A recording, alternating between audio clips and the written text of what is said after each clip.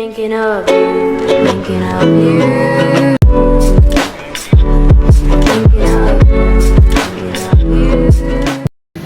Hello everyone, I am Jarinaris Viola, and for today's video, we're diving into a fascinating and often complex topics which are the social class, social stratification, and social mobility.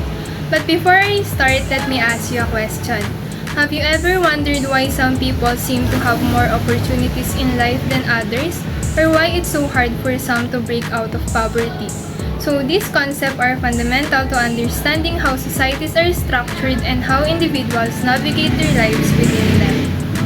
So what is social class? Social class refers to a grouping of people within a society who share similar socioeconomic status, often based on factors like wealth, income, education, occupation, and social network, which can influence to their opportunities and experiences. So, sociologists typically use three methods to determine social class. The first one is the objective method, in which it measures and analyzes hard facts. The second one is the subjective method, in which it asks people what they think of themselves. And lastly is the reputational method, in which it asks what people think of others.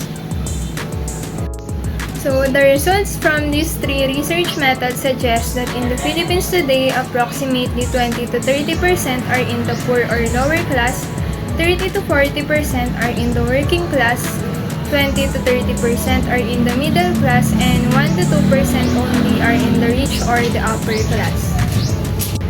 There are different types of social classes, typically broken down into 5 categories.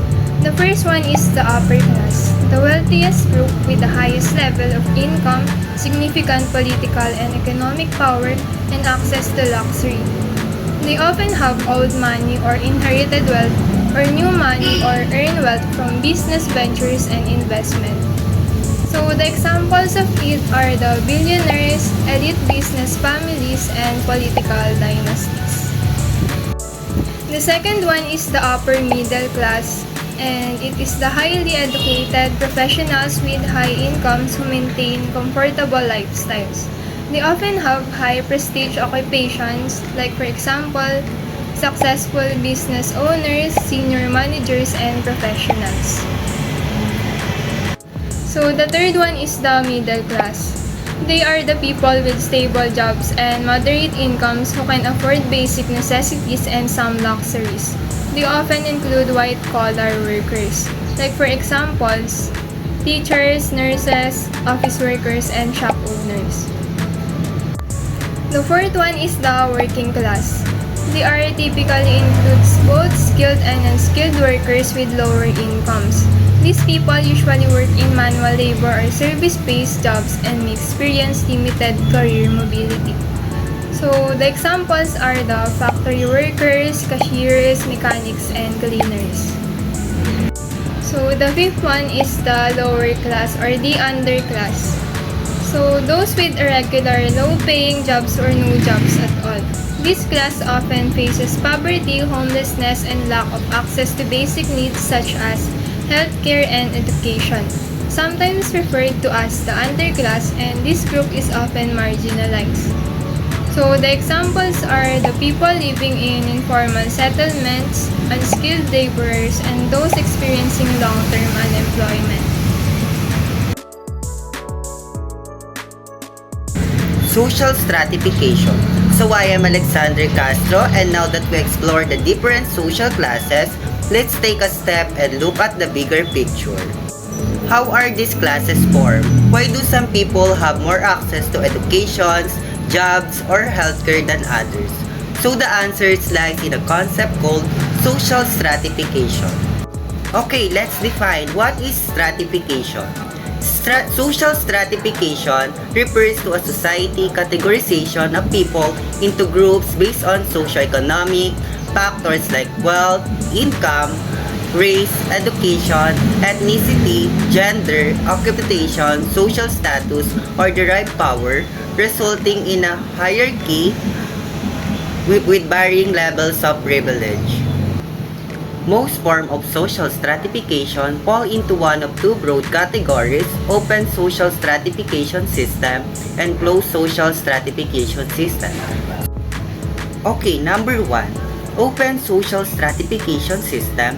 Open system of social stratification allow people to move from one social level to the next. In open stratification system, people often aim to move from a lower social level to a higher one, a process known as social mobility. This system promotes merit and hard work, reducing the impact of inherited privilege. However, inequality can still exist as seen when women face discrimination for taking time off work to care for children. So these are the examples. The first one is the class system. Most modern societies, including the Philippines and the United States, have an open class system where people can move between social classes. For example, an individual can arise from the working class to the middle class by pursuing higher education or gaining better employment. Okay, the second one is the meritocracy. It's a theoretical system where social position is determined solely by merit such as education, talent, and hard work. In this ideal system, individuals would rise or fall based on personal effort rather than inheritance on background. While no society has fully implemented meritocracy, aspects are reflected in a modern system that evaluate and reward academic and job performance. So the second one is the closed social stratification. Closed system of social stratification do not allow for social mobility. Closed system accommodate little change in a social position. They do not allow people to shift levels and do not permit social relationship between levels. In closed stratification systems, people are stuck in the social class they were born into with a little to no chance of moving up. These systems are often criticized for being unfair, as those at the bottom have limited opportunities to improve their lives. The only benefit is that individuals at the top enjoy strong security and stability in their social status. So these are the examples. The first one is the caste system. It's a closed stratification system where people's social status is determined by birth and they have a little chance to change it. It dictates occupations, marriage, and housing with no regard for individual talents or potential. In India, the Dalits, formerly untouchables, face severe discrimination, and even today, caste-based inequalities persist in education, employment, and social mobility. The second one is the slavery. Slavery, as seen in the antebellum South, involved individuals being legally owned by others and derive of rights and freedoms. Slaves were forced to work without pay and were considered property. Once enslaved, they had no opportunity to change their social status. So I am Daisy Jane Panglingan, and now that we've talked about social classes and how society is structured, you might be wondering, it is possible to change your place in the structure? Can someone move from a lower class to a higher one, or vice versa? This brings us to our next topic, social mobility. So what is social mobility? Social mobility refers to the ability of individuals or families to move up or down the social hierarchy, often measured by changes in income, occupation, education, or social class. Types of social mobility. Social mobility can take different forms and people can experience different types of mobility in different stages of their lives. The types of mobilities are independent of one another and can often overlap. They are only distinguished for the purpose of analysis. Number 1. Horizontal mobility. This occurs when a person changes their occupations but their overall social standing remains unchanged. For example, if a doctors go from practicing medicine to teaching in a medical school, the occupation changed but their prestige and social standing likely remain the same. Story can describe horizontal mobility as a change in religious, territorial, political, or other horizontal shifts with no change in vertical position. Number 2. Vertical mobility. This refers to a change in occupational, political, or religious status of a person that causes a change in their societal positions. An individual moves from one social stratum to another. Vertical mobility can be ascending or descending. Ascending involves an individual moving from a group in a lower stratum to a higher one, or the creation of a similar group with a higher societal positions. Instead of side-by-side with its existing group, descending mobility occurs. For example, when a businessman incurs losses in his business and is forced to declare bankruptcy, resulting in a move to a lower stratum of society. Number 3. Upward mobility. This is when a person moves from a lower position in society to the higher one.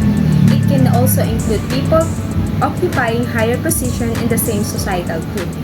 When a person moves upward, they often need to leave behind familiar surroundings such as family and places. They may also need to change their way of thinking and behavior. The individual will need to adapt to the new environment as a result of their upward movement and adopt different behaviors in the new society. Number 4. Downward mobility. Downward mobility takes place when a person moves from a higher position in society to a lower one.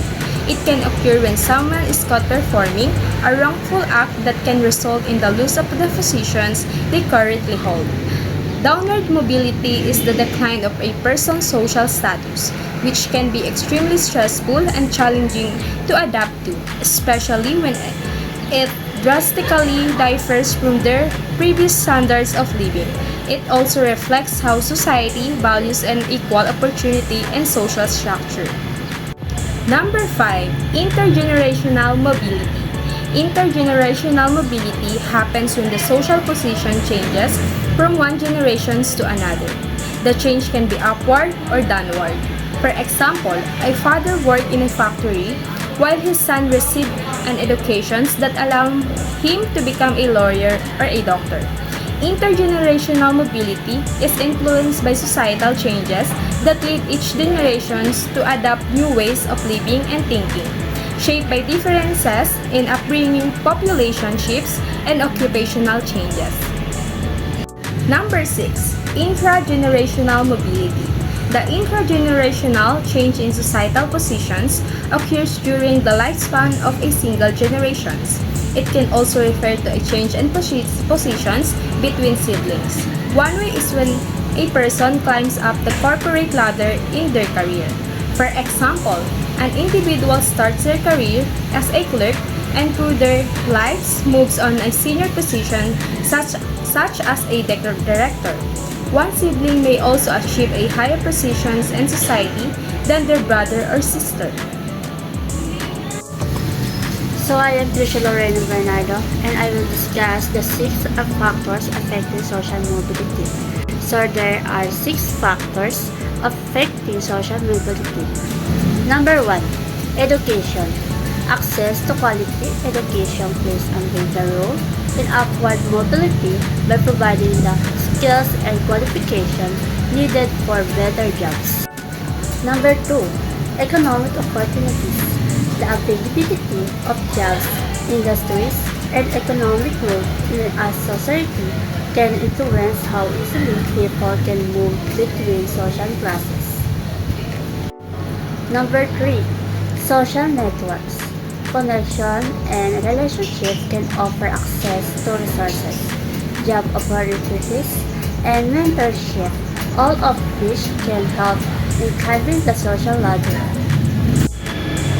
Number 4. Government policies.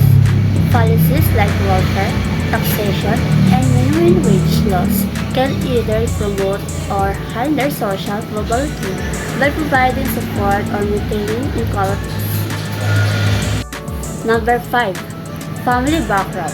The socio-economic status of a person's family can impact access to resources like education, housing, and social connections. Number 6. Discrimination and bias.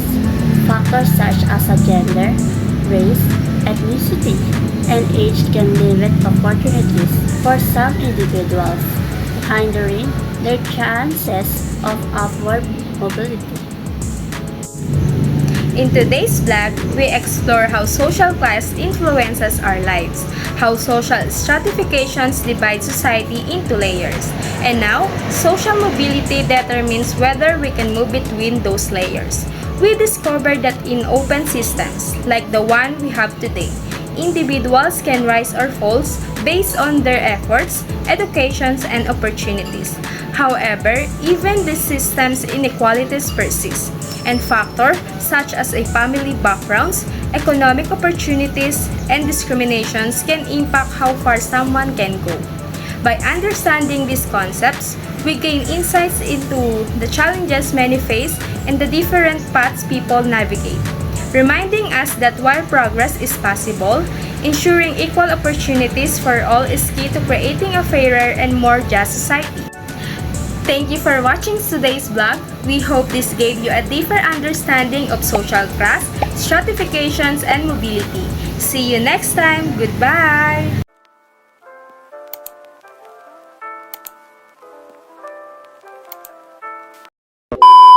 So, what is social class? Social? First to exchange in the occupational, First one is the social class system. Okay.